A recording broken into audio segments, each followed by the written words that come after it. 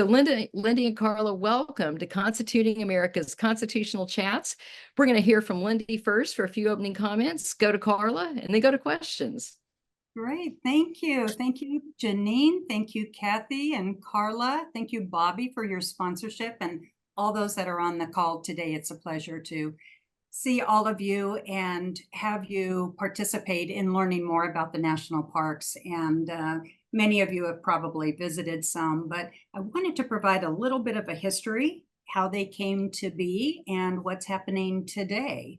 The national parks really came about through the foresight of individuals who recognized that there are special lands and special places and unique events that are specific to the land here in the United States as we know it today. There is the creation of the nation that came about by unique events and activities on this land that I want to highlight today as well, just to give you and hopefully our future generation an understanding of what has taken place to build the United States of America. Initially, there were special lands set aside because of their magnificent beauty and the scenery, or maybe even in recognition of something that is unique there on the land.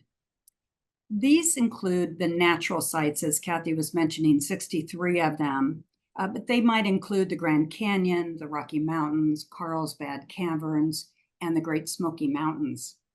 Then over the years, as our nation grew, we gained an understanding that events such as the signing of the Declaration of Independence at Independence Hall in Philadelphia, the American Revolutionary War and the Civil War battlefields tells the story of how our nation came to be. Eventually, as we gained land expansion going west and we learned of new people and the land they lived on, that offered an insight into the communities and their unique lives, unique to us, those mostly coming from Europe into this land here, again, now known as the United States. Locations such as Mesa Verdes and the Badlands needed to be preserved to understand the first people of this land. And then there are the monuments and the memorials that bring attention to those who led the nation to its greatness, such as the Washington Monument, Abraham Lincoln and Thomas Jefferson memorials, and then those who protected our nation, such as the World War I, Vietnam, the Korean War. Those memorials allow us to honor the veterans who served so honorably on our behalf. Now, a few of the individuals who provided this foresight to protect these lands and took action to do so included many of our presidents, which I thought would be of interest to this particular audience. For example, in the middle of the Civil War, did you know that President Abraham Lincoln learned of the breathtaking beauty of Yosemite and asked the state of California, a new state to the nation, to set aside this land for protection and preservation so future generations of Americans can see the wilderness and the wildlife in its natural environment and habitat and untouched by humans? In 1872, President Ulysses S. Grant declared Yellowstone to be the first federal national park due to its unique hydrothermal wonders to be protected and preserved by the government. This was during the time of Reconstruction following the Civil War. Throughout President Teddy Roosevelt's leadership in the early 1900s, he showcased the beauty of our nation's landscape by visiting these areas in person and talking about the importance of conservation. This led to the creation and designation of the first ever federal agency to oversee such federal land, signed into law by his successor, President Woodrow Wilson, in 1916. Presidents Calvin Coolidge, Franklin D. Roosevelt, Harry Truman, Dwight Eisenhower, and many of our more modern presidents, including George W. Bush, have continued to significantly contribute to expanding the selection and declaration of natural land, historical venues, and cultural sites that are unique and special to the nation and its people, and making them more accessible to those who wish to visit, to learn of their importance. Today, there are over 330 million annual visitors to our national parks. And over its 100 plus years as a federal agency, the National Park Service has had 19 national directors, including our current director, who is the first Native American and former tribal leader to be the director. Director Chuck Sams brings such authentic appreciation for the history of our first people upon this magnificent land and its people. Let me encourage you, and each of you on the call and those that are in your family and in your community, to visit the National Park Service website. There you can see for yourself the varied parks by photos, by lists of parks by topic and activities, the youth programs. There are online and in-classroom projects for students, a teacher portal, and how you can learn more about becoming engaged as a young person or all the way up to being a senior citizen. It will also tell you about the unique programs offered at the park, such as the Junior Ranger program, student and youth conservation group projects, the Boy and Girl Scout National Partnership, the Volunteer in Parks program, and even internships and job opportunities. And I hope I may be speaking to perhaps one or more of the young people on this call today who will consider a career path as a park ranger. I promise you, there is nothing like it in the entire world. Thank you, Kathy. Well, thank you, Lindi. We really appreciate your hearing of your experience and you sharing with us the history of the national parks. And now we're going to turn to Karla Morton, who, as we mentioned, is the author of National Parks, A Century of Grace, and former Texas Poet Laureate. And Karla, you visited all 60 plus national parks. And so we'd love to hear your thoughts before we go to questions. Thank you so much, Kathy. And thanks, Janine, and everyone with Constituting America, both behind the scenes and in front of the scenes. So, you know, it was an amazing bit of synchronicity, because how this came to be was back in 2013. And I asked Lindi, I said, were you there? I wasn't sure, but I was at a Constituting America, a fundraiser, and the speaker, I thought she was a retired ranger, but I'm not exactly sure. But she just mentioned that the 100th anniversary of the national parks was coming up. And honestly, I did not hear, sorry, I didn't hear anything else the rest of her speech, because I'm very much a nature-inspired poet. And I thought, oh, what can I do? What can one person do to help preserve and protect these for the next 100 years? And so I went home and I started researching it and discovered that in 100 years, now over 100 years, there has never been a book of poetry written by poets that went to all 63 national parks. Never had done that. And so it became a calling. And I asked my husband if he wanted to go. It wasn't his dream. So I thought, well, what's more historic than one poet laureate, but two Texas State Poets Laureate? So I asked my dear friend, Alan Berkelback, who was named Poet Laureate in 2005, if he wanted to join me. Immediately, he said yes. So I spent about 3 years trying to find grants and funding and Guggenheims, and no literary group saw the value in it, but I thought this has to be done. It's what I can do. And it's amazing what one person can do. And so we set off and we saw all of them. The book has up to 62 national parks. And then just a couple months ago, we got to the newest one, New River Gorge in West Virginia. So on the second printing of the book, it will be there and including that. But these parks move you. When you go see this beauty as God created it, you cannot help but be inspired. As human beings, we are meant to share the natural world. And not only are there amazing Americans that go out there and see it, but an incredible number of people from all over the world, from Europe and everywhere, because once you see these places, you will never be the same. It just kind of sinks into your soul. So, and I just kind of wanted to share with you one of the poems.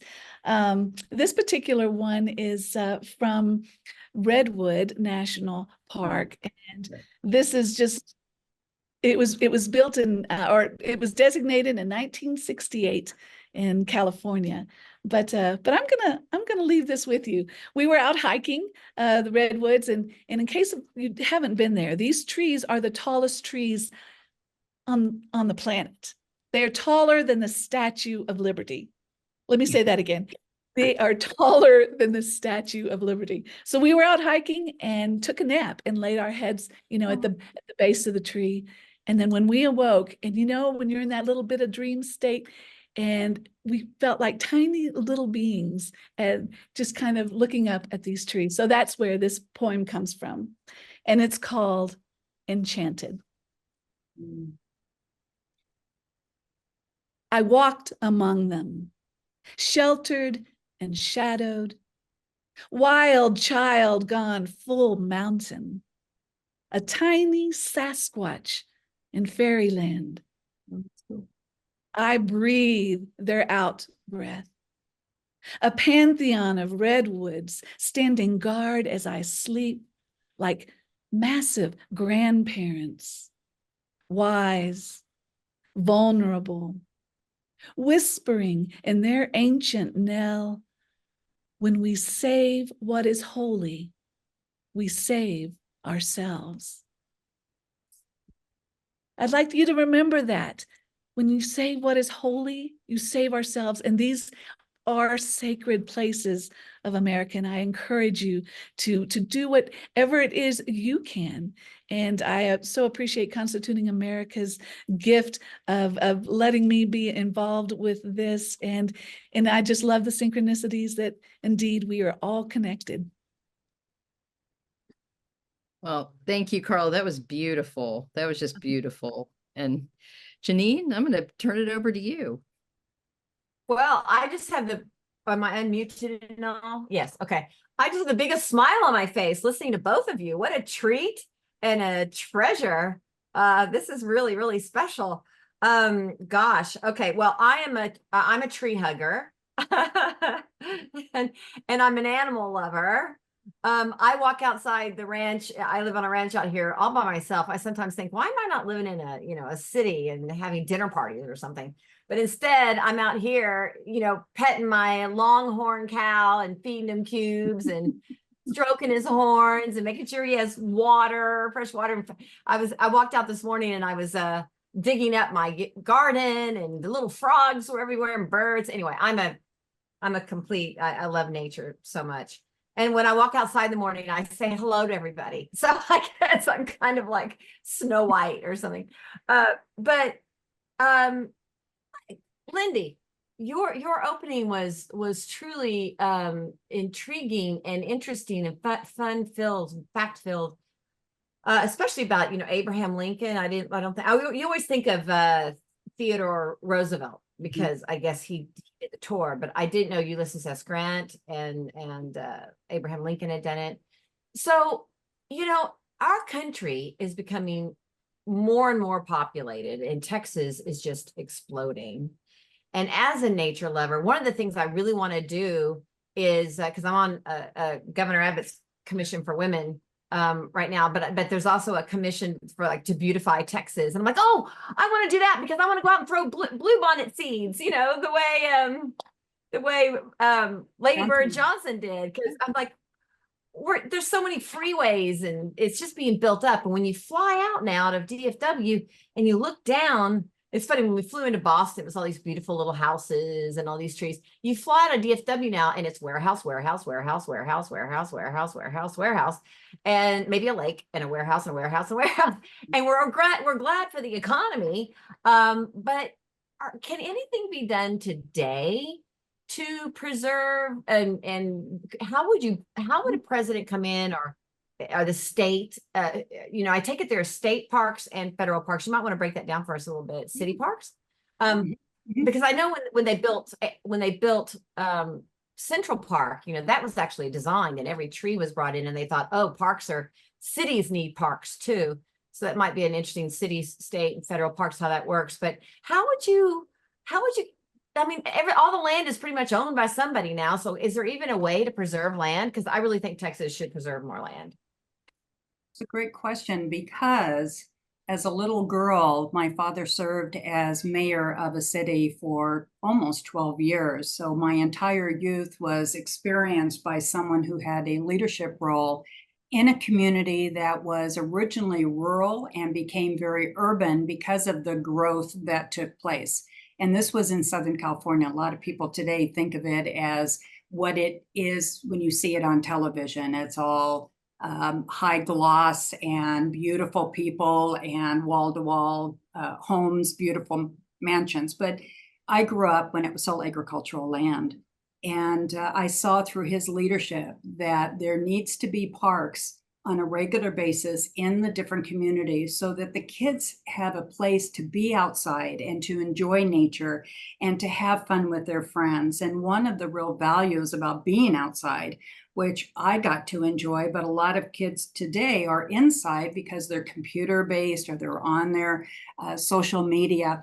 And so one of the advantages that I had was I gained a lot of curiosity about what was around me, the little worms that might come out or how the butterfly came to be, just because it was available for me to see. No one pointed it out. I just saw it and really appreciated it. And so I say that because it starts at the local level, just like the building and the creation of this nation. It wasn't meant to be at the national level. It was meant to be at that local level. And so I'm grateful that I had that experience so early on that I saw how an individual, in this case, my dad, but the other council members that were on the council could go forth and say to the developers, not only in the residential, but let's also look at the urban development that's taking place with buildings and strip shopping malls. Let's make it available for the kids to have a lot of fun as well while you're doing business, or just the beauty of it. Who doesn't want to look out their office window and see a beautiful landscape? That's just so inspiring to us. So there are the local government leaders or community leaders or planning commission, which anyone can apply for and get elected if they're so fortunate. And I say fortunate because to be chosen as a leader comes with a lot of responsibility. And I happen to love going with both my dad and my mom to a lot of these community activities, which inspired me to be very active, in this case, all the way to the national level.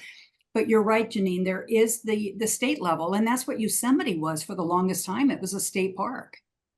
And it was up to the states then to really look at what beauty, what uniqueness they have in their state that they could look at and say, let's declare it as is for future generations. And part of the concern that President Lincoln had about Yosemite was knowing there was this westward movement of people going west, just like in my family, they moved west after starting off in Massachusetts in the 1600s. And so by the time you go west, they wanted to start building buildings and homes and all kinds of entrapment that is the human touch, not the natural touch. So it goes to the state level to have that leadership, and then at the federal level. So one comment I'll make is there are the natural sites that we talked about. There are 63 of those, but there are the cultural sites, there are the monuments in total for all of these different lands that we have, because it can be something like the river gorge. It could be the sandy beaches in Indiana, of all places. Who thinks of Indiana as having sandy beaches? But there is a unique sand dunes that are there and are protected by the federal government through the National Park Service. But in total, there's 429. So sometimes we think of Yosemite, Grand Canyon, and that's it. But in reality, there's 429. I have no idea at each state level just how many, let's say, parks. I call them parks, but it's really just unique land, special land, or events or historical buildings, all the way to the local level. So my conclusion really has more to do with the local level, and everyone on this call can get active. Even as kids, if you want to get together and go to your city council meeting or go to your planning commission meeting and talk about the need of having more parks, your voice carries all the weight in the world. And certainly that's how the United States came to be the greatest in the world, because of that voice that all of us have to share. So hopefully that gives a little bit of thought. Well said. Well said. Question? Yeah.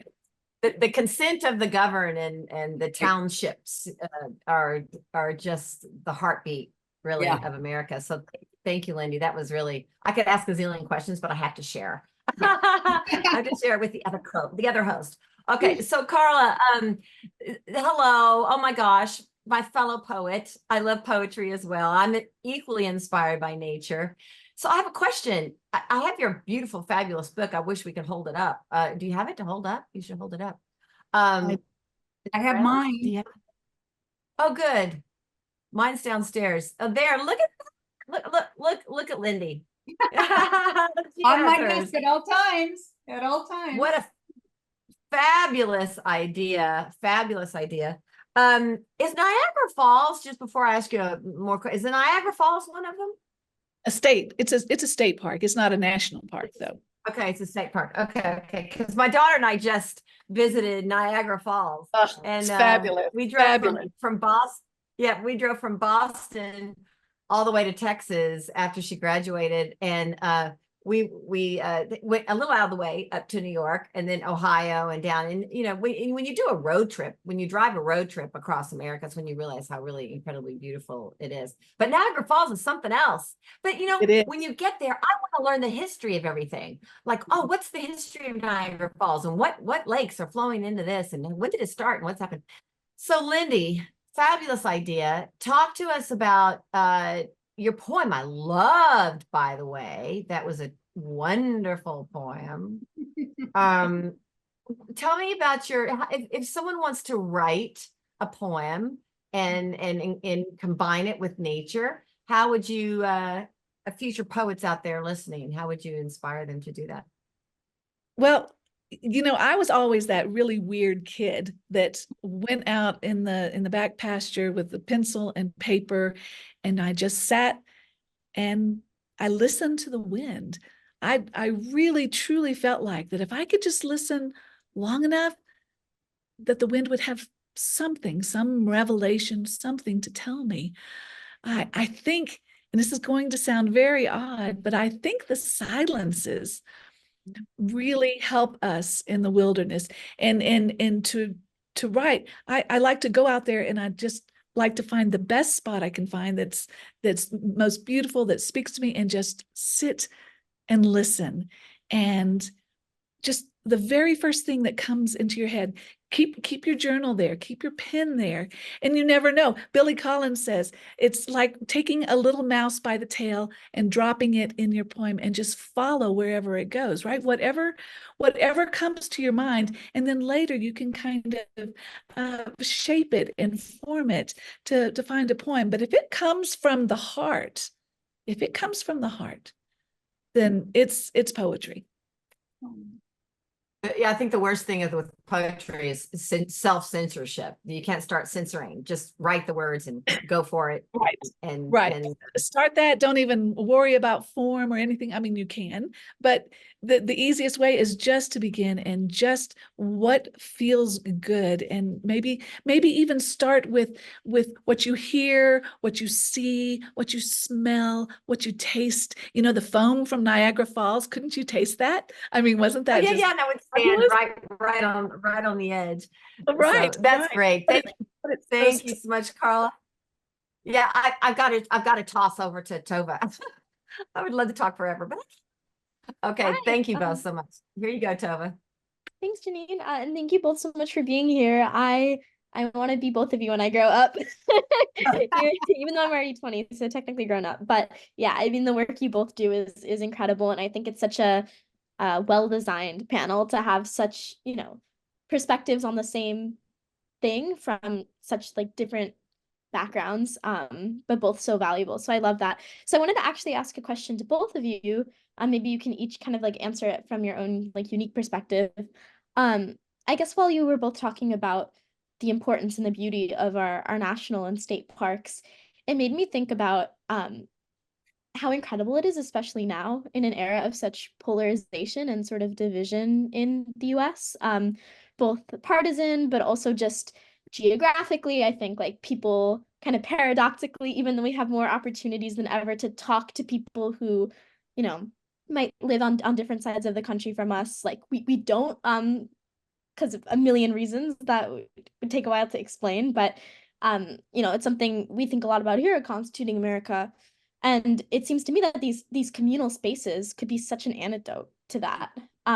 You know, these are spaces where people physically from all around the country come to look at the beauty, but also on whatever you'd call it, a spiritual or social level, you know, it's a universal experience that everyone can like take in the beauty of nature and experience that together. So I was curious just your kind of take on that and how the importance of these communal spaces and the beauty of nature in maybe helping to heal some of the division polarization we face. Well, Lindi, I don't know if you want to go, but I'll throw my 2 cents in. I think as human beings, we are in a nature deficit. All around us, and especially in the cities, all we see is concrete and asphalt and buildings. We can't even see the horizon. I have a friend that's an astrophysicist, Nick Sunstepp. He says that sometimes students come from big cities to his class at A&M, Texas A&M, and they have never seen the moon. Think about this. Never seen the moon because they've never had a horizon to look at. Now imagine we are creatures drawn by the moon and the sun and the stars, and to not have that guidance and that healing, I think really damages us as human beings. And your idea of communal space, that's a great term for it, but to be in there experiencing that, everything, I think nature is the best healer of all. Everything that bothers us, I think can be healed in nature. What do you say, Lindi? Oh my gosh, I love that, Karla. There's 2 points, if I may, to bring out. Muir Woods, which is just south of the Redwoods, is north of San Francisco and spectacularly beautiful. And I bring up Muir Woods because not only was it named after John Muir, probably one of the names most people associate with our beautiful land and what became the national parks, just because he was very early on in recognizing what America had to offer. But at Muir Woods, we had a president bring a number of his peers, leaders of other parts of the world, to meet. And they were meeting in the San Francisco area, and he took them to Muir Woods. And as they were walking around, it really was the right opportunity for President Woodrow Wilson to bring up the idea of a United Nations. And there is a plaque there at Muir Woods that talks about that location, that particular spot at that particular park was when a number of the leaders around the world came together and talked. It was the League of Nations at the time, not United Nations as we know it today, but they talked about that. So it is a great venue to bring people together in a very inspirational place to think out of the box and think about how we as humans can come together and really work together for a greater land. The other comment that I would like to provide is it's all about the youth. It really is. I was the young kid in a large family that when we went camping, which was really our only means of a vacation because there were so many of us, but the camping just was just life-altering. When we went to parks, I saw the ranger, and I wanted to be the ranger when I grew up. And honestly, in my interviewing process, they asked me, why would I want to be a part of the national parks? And I said, because I'm the little girl who loved camping and loved being at the parks and loved hearing what the rangers had to say and tell us all about their experiences.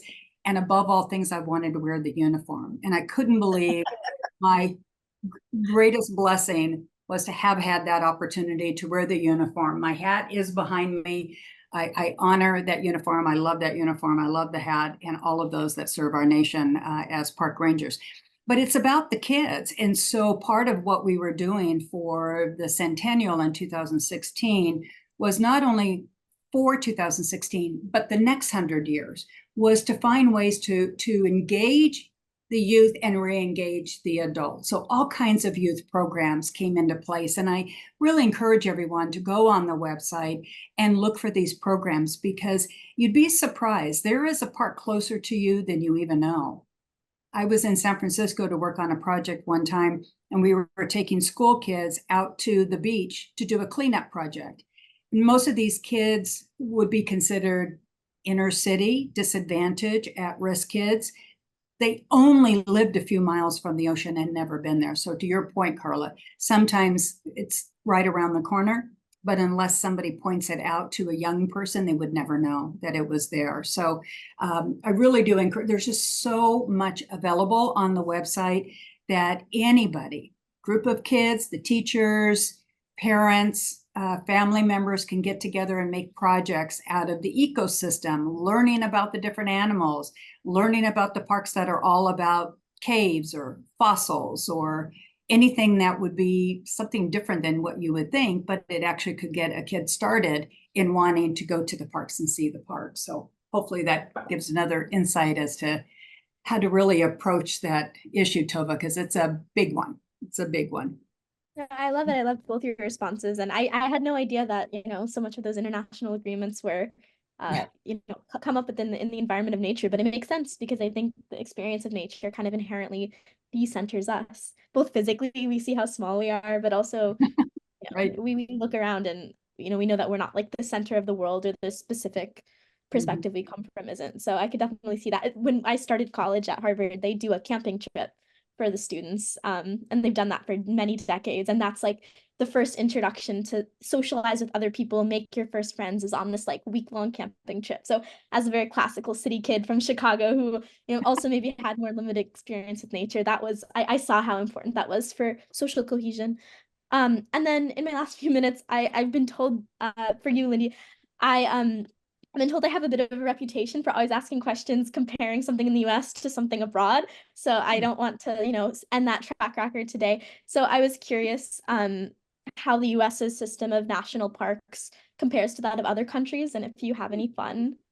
Oh gosh, Tova, about that. Here's something about the United States that most people may not know about, and Tova, hopefully this will be an enlightenment for you as well.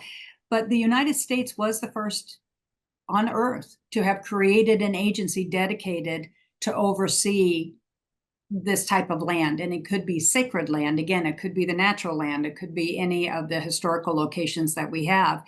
And so as we formed the National Park Service, we had so many other countries contact us and say, we would like to duplicate what you're doing. How did you go about and do this? So part of my role was to oversee international relations. And what that meant was we would actually take some of our experts, and we use the word in the federal government to detail, which means we assign someone a specific opportunity to go somewhere else and do work.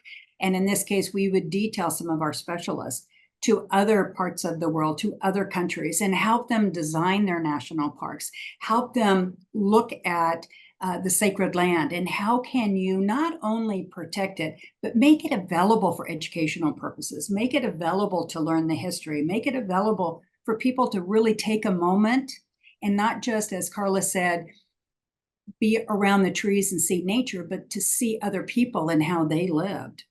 What was their community like? So if you go to Mesa Verdes and you see in the cliff these homes where people lived, they have that in other countries as well. So it's an opportunity really to give our best practices, lessons learned to other countries. So most of the other countries will give us full credit for having helped them start their national park services there in their own country. That's fascinating. And what a cool role to have, international relations for the Park Service. Wow. New dream job. I know, truly, Okay, I'm telling you. Yeah. And now I'll pass on to Jewel and John, but thank you both so much for your time. Thanks, Tova. Hello. So I want to start with kind of just a general question about what are the requirements for something to become a national park? Is there kind of a list of checkpoints you need, or is it fully subjective on the council, for the council to decide? Well, it's a great question. And the best way to answer that is at this particular point with 429, that's a lot to manage. And what the I'll say mission is of the national parks is not only to oversee those and protect them and the people that go to visit, but it's to make sure that when we add a new monument or we add a new park, it's different, it's unique. We don't already have one. So, for example, under President George W. Bush in Hawaii, he created a particular part of the Hawaiian Islands to be designated as a marine preserve so that studies could take place, education could take place. It's also open for recreation, but that land is managed to make sure that humans don't do anything to destroy the land. So a marine preserve is different, let's say, than a Yosemite National Park or a battlefield or a new monument that's being built. So there's always going to be new history to tell about our country. In modern times, of course, we have civil rights and we have the women's suffragette movements, and we had just particular locations that something happened or something was meaningful. Certainly, if you look at what happened on 9/11 in Pennsylvania, we have the Flight 93 area designated as a national park. So things like that will keep coming up, but it needs to be different and not what we already have. Hopefully that helps. Yes, thank you very much. Yeah, so I have a pretty open-ended question. Maybe you both want to comment on it somewhat. You know, when we were both, Jordan and I are brothers, when we were growing up, our literature books, our reading subject was full of stories about the American frontier and stories about Pecos Bill and Davy Crockett and all of these different characters, Johnny Appleseed, and these different characters in the American mythos, some real, some exaggerated. And there was this spirit of beauty in the wilderness of America. Stories also like Paul Bunyan, and there's such a uniqueness to our land and this vast amount of these natural, beautiful landmarks that are unique to America. And today, most Americans don't interact very much with our existing, to what is still to us front of the frontier, because we don't really go into it very much. On one side, as conservationists, we work hard to make sure people aren't destroying the forests and the rivers and these different aspects that make America beautiful. But on the other hand, people somewhat feel like you don't necessarily feel like you can do those things that you read about in the stories anymore, because you need to get the right kind of license, and you need to and maybe I'm not allowed to camp here. And so I guess part of, maybe comment on the tension between conserving the land with making sure people are treating it right and not burning down our forests, but then at the same time getting common Americans to engage with it and build a campfire in their life and sleep out under the stars. Well, you know, I think it's a very fine line. So many of the parks are being, can I say, overloved, right? And what a job the rangers have of just exactly what you're saying. You want people to come. I have some friends that say, well, the park should just be closed. Don't let anybody in.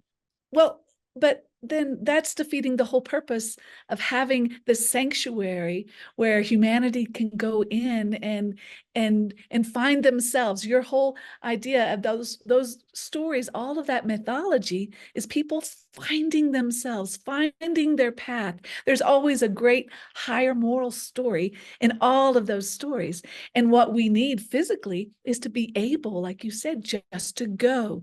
Yes, they have rules. And you know, when I wrote this book, what I wanted to do with fellow poet laureate Alan Birkelbach was culturally do what the rangers do every day with their brawn and their muscle, and they're out there and they're helping and cleaning. And I wanted to culturally help preserve and protect for the next 7 generations. And this shows you what just one person can do. If every person has that desire to help and preserve it. If every generation thought of the next 7, what an amazing world it would be. Now, as far as frontier, you need to visit Alaska. Alaska changes everything. Alaska changes everything. There are 8 national parks there. And for example, Yellowstone is what is like 6 million acres, something like that. Well, the largest park is Wrangell St. Elias, and 6.5 Yellowstone national parks fit inside Wrangell National Park, right? Alaska on the globe is incorrect. It's humongous. You know, they have shirts that say, "Oh, you're from Texas. How cute." But there is that space, there is that freedom, there is, and inside the parks, just follow the rules, right? Just follow the rules, but go find yourself. There are places that are set aside. Yes, don't camp here, maybe because those Joshua trees took 75 years to get one arm. Maybe they're only 50 years to get this big. That's why. But there's always a space in every park that you can find yourself, you can find your story, and you can preserve it. Beautifully said, Karla. Beautiful. Yeah, it's awesome answer. I just have one more question too. Then, as far as our camps go, I was listening to your answer though so much I forgot what my question was. Sorry. Took you to another place, another dream. Yeah, outside of ourselves. My dad absolutely loves outdoorsman shows, and Alaska is frequently featured in those shows. So I've definitely grown, and He spent many hours. yeah, talking about our one-day cruise through Alaska, where he's researched where they'll drop you off, and you'll have that whole experience with someone who is hopefully very experienced and will guide you through. There's a lot of different things like that. I would definitely love to take part in. As we were talking about the parks and America's beauty too, and being as the work that you had worked on and your position that you held, what are some of the things what are some of the beautiful places that maybe we have not, that people who are listening should maybe try to see an image of, particularly, hey, look at this, that Google may have an image of that we have not already seen? Or and if that is too, or if you think, well, you may not be able to find an image on the internet, maybe just describe it to us, and maybe we'll go there one day for ourselves. But just anything, particularly in these parks or these areas that maybe we didn't see on the cover of the book, but that if you go, you do get to see. The best way to answer that is to encourage you to look on the nps.gov, so nationalparkservice.gov website, because you will see photos, you will see descriptions, you'll see activities of the visitors and what they're doing, and it will just be so surprising. Every single park, every single site has something of value. It's hard to really say, just probably like a parent with a number of children, who's your favorite? Because they each offers something. And so I'm going to give you my 3 favorites, and they all have a meaning sort of unto its own. One of them surprised me that it's my favorite. So I mentioned that there are natural sites, cultural sites, and historic sites. So my favorite natural site is Zion in southern Utah. I didn't expect it to be, but as I was with the superintendent and we were driving into Zion, I just stopped and I looked at the superintendent and said, "Oh, this is special land." He said, "Oh, you wait." It was such a remarkable experience. I literally think of Zion every day. Kathy was kind enough to gift me a painting that our mutual friend Cindy Berry painted about Zion, and it's in my home. It's in a distinct location for everyone to enjoy, and I look at it daily. I have posters in my home office, a lot of them being around Zion. There's just something so unique. Now, it's surrounded by a lot of other parks. You may be inspired by the arches. You may be inspired by the seashore. You may be inspired by something that I wouldn't necessarily know.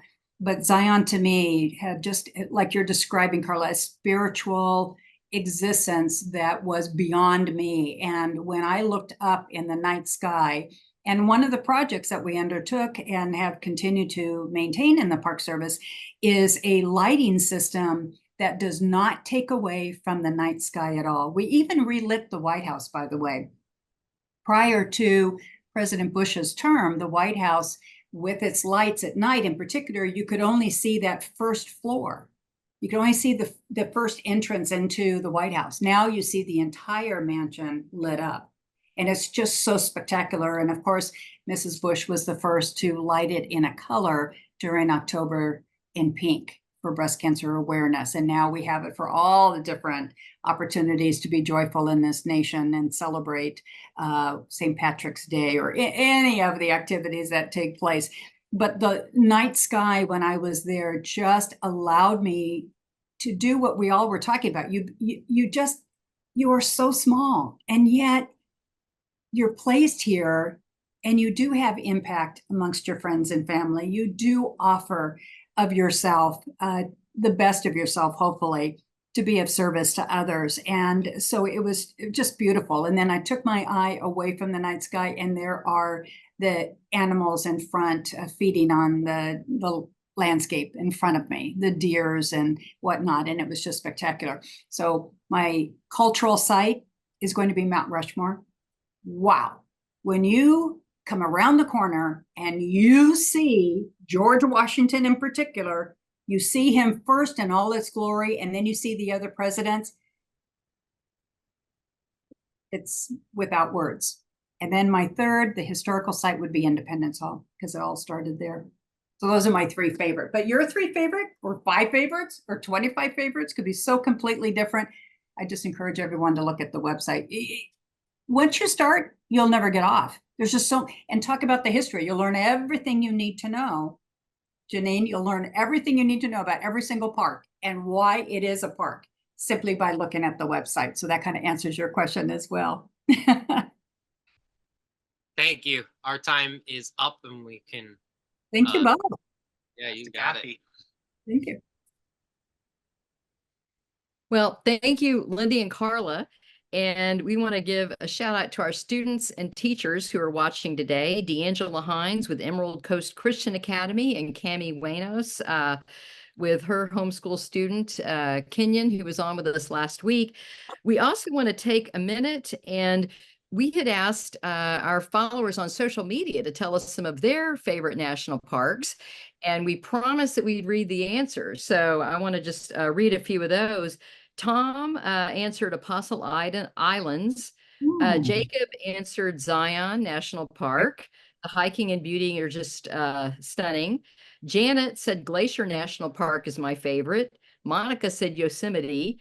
And then Mark listed quite a few. He said, where to start? The Redwood Forest, Grand Canyon, Monument Valley, Arches, Canyonlands, Bryce Canyon, Zion, Flaming Gorge, Yellowstone. He said, there are so many, I know I've left out a lot. The worst trip you'll ever take is the one you decided not to do. Oh, Nice. well said. Well Then said. I also want to read a comment from Sharon, who said, I have Karla's book. And Lindi, would you mind holding Karla's book up one more time? I have Karla's book. Again, it's National Parks, A Century of Grace. And Sharon said, the pictures are beautiful. The poems are spectacular. My brother-in-law has been to almost all of the national parks. So thank you, Sharon, for that comment. And just in let's see, John McFarland also had a great point. He said, not a question, but it should be pointed out that there are many preservation groups. Some of these are the National Battlefield Trust, Central Virginia Battlefield Trust, the Gettysburg Foundation, and the National Park Trust. So those are some great nonprofits that support preservation of our historic and national sites. And I know we've got about 2 minutes left. Janine, did you want to come back and ask any more questions? And then we also want to close with Karla reading one last poem for us. I'll just say Mount Vernon is the Mount Vernon ladies, right?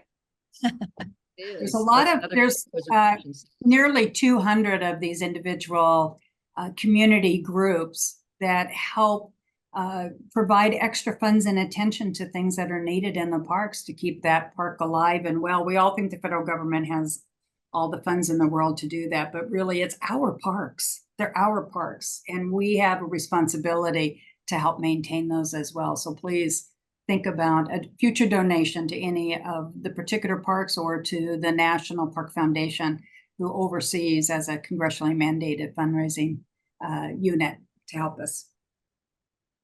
Yeah. But I love the federal, state, local parks, but also the people that come together. Like, is it the Mount Vernon Ladies? Is that what they're called? Kathy, It is you Mount live Vernon Ladies Association. Mount Vernon And Ladies. Yeah, there you They go. don't take any federal funding. So Yep, no federal fundings. They're privately. Yep. Yeah. Okay, so thank you. Yeah, that's my question. Thank you both. Thank you, So- Julian, Jorn, and Tova, and Lacey as well, and Kathy. Thank you, and Jenny. Karla, do you have a poem, Karla, to close us out with? Yes, I am going to take you out with the ending of the Badlands National Park. Now, those of you looking for an amazing way to see America, drive to the Badlands, because there's Badlands, Wind Cave, Wounded Knee, Crazy Horse, Mount Rushmore. And I'm feeling very patriotic because we're so close to the birthday of this amazing country. So I'm going to leave you with this, that when we went to the Badlands, they had just seen the Aurora Borealis the night before. Oh, wow. And we saw it by horseback, and I've got to tell you, that's my favorite way to see a park is horseback. So I'm going to leave you with this one, and thank you. And we did coin a term for someone with a seemingly impossible dream of visiting all their national parks, a Quixote. So go out and be a Quixote. I'll leave you with this. Horseback through the Badlands, the Borealis. He said he rode out to this spot 2 days before. This cowboy named Marshall on a horse named Cowboy. And he saddled up at midnight, though he was tired and sore from the day of ranching. And there it was, those northern lights dancing all the way down South Dakota. Imagine, it said, gifted such a sight. Something like that you carry with you like a love note folded tight against your chest. Something you bring out when no one's around. Desert hoof steps, the only noise. Those Badlands crowned in emerald joy. Go, my friends, find your emerald joy. It's beautiful. Thank you. Beautiful. Thank you so much. Thank you. Well, thank y'all so much. Thank you, Karla. Thank you, Lindi. What a great show. And I know we all learned so much, and we can't wait to just get out there and explore. So thank y'all for being with us Summertime. today. It's We summertime, invite it's vacation time in the national parks. Thank you. We invite our audience back next week, next Tuesday at 2 p.m. We're going to be talking about the American dream. So we look forward to having you back. Thank you.